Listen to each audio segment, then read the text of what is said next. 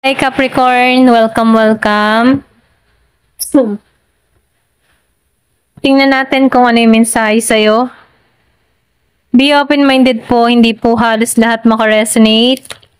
Kaya piliin nyo na lamang. And thank you nga po pala sa mga nag-subscribe. Lalo-lalo na sa mga bumabalik. Marami pong salamat. Give me the message for Capricorn. Ano yung mensahe sa'yo? Give me the message for Capricorn.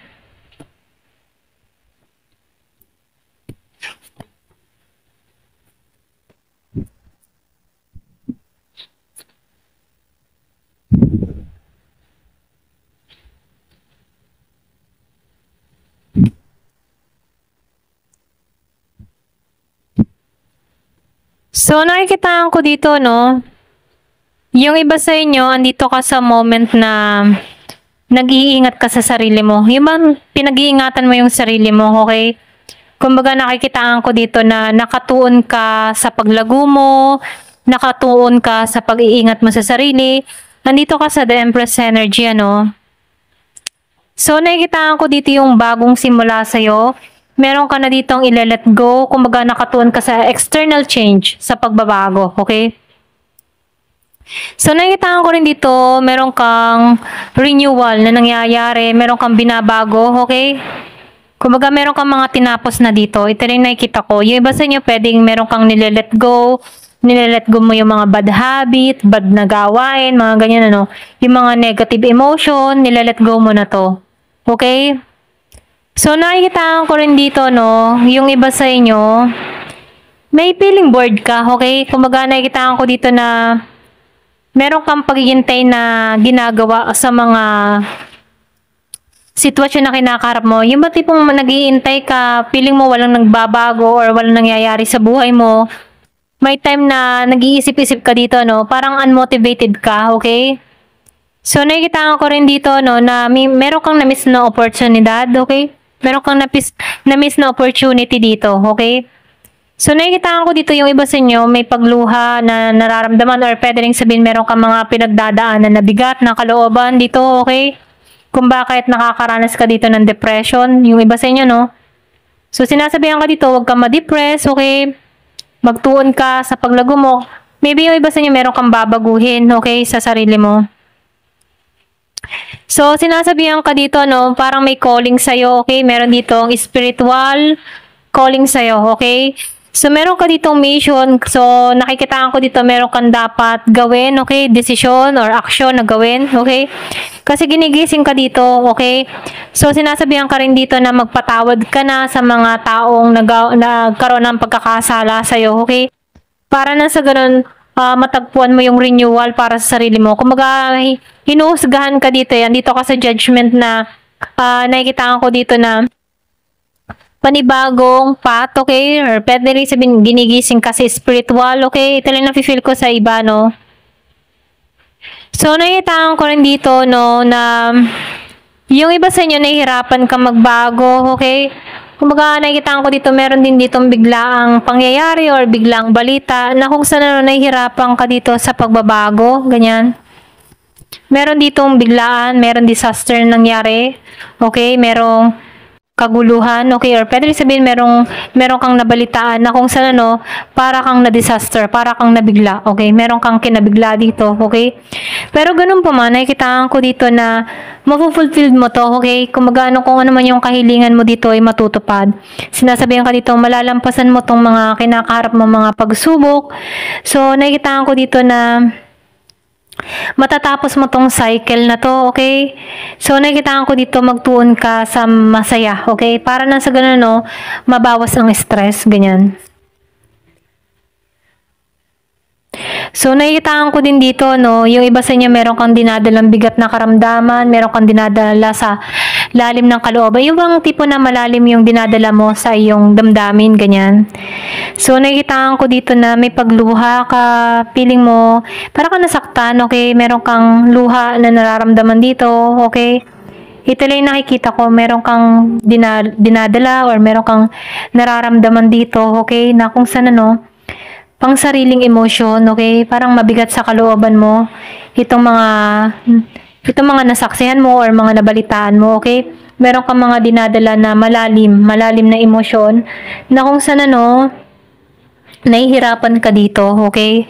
So, sinasabihan ka dito, hanapin mo yung balance para nang sa ganun, hindi ka mawala, okay? Kumbaga, hanapin mo kung ano yung magpapasaya sa'yo para makalimot ka sa mga malalim na sugat dito, okay? So, Ten of Cups. So, nakikitaan ko dito may mga tao na sumusuporta sa'yo, okay? So, meron ditong harmony, okay? Na parating. So, blessed ka sa relationship na meron ka, okay? Kasi na-fulfill nito yung emotion mo. Pwede rin sabihin, meron mga tao sa paligid mo na sumusuporta sa'yo, okay? Meron ditong divine love. So, iniingatan ka ni divine, okay? Kumbaga, sinasabihan ka dito na huwag kang susuko, manampalataya, or manalig ka lamang dito. Kasi nakikitaan ko dito na matatapos na ang lahat, okay? Yung mga pinalano mo, okay? Sinasabihan ka dito na maging malinaw ka sa mga binivision mo, maging malinaw ka sa mga adhikain mo kasi meron kang mamamanifest, okay? Kung meron ka man dito mga minanifest before na hindi natupad. So, ito na yung time para mag-clear ka ng vision. Maybe yung mga plano mo dito ay hindi pa nararapat para sa'yo, okay? So, sinasabihan ka dito, be confident, okay? So, nakikitaan ko ditong matatag ka, matapang ka, hindi ka madaling mawala ng pag-asa, okay? So, nakikitaan ko rin dito, ikaw yung tipo ng tao na outgoing, mahilig ka magliwaliw or mahilig kang lumabas, ganyan. So, nakikitaan ko rin dito yung iba sa inyo, charming, okay? Malakas yung charisma, malakas yung confident, okay? So, nakikitaan ko rin dito, meron dito na pagkikitang muli dun sa iba, meron kang mahal sa buhay na magbabalik, okay? So, meron ditong union dun sa iba. Ito rin nakikita ko dito. Especially kung meron kang kadiling dito na Aries, okay? Meron dito magbabalik sa buhay mo or pwede rin meron pagkikitang muli, ganyan.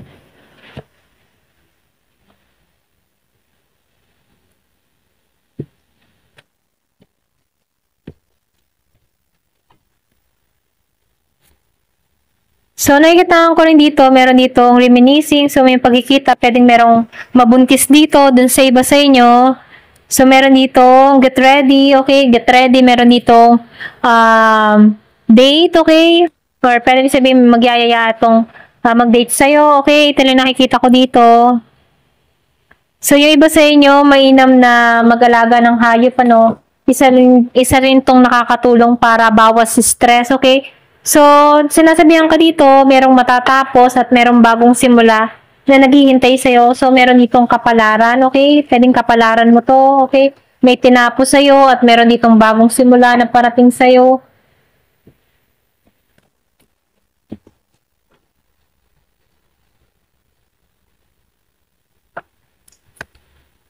Freedom. So, nakikitaan ko dito yung paglaya mo sa sitwasyon, paglaya mo sa alalahanin, okay? Matatapos to.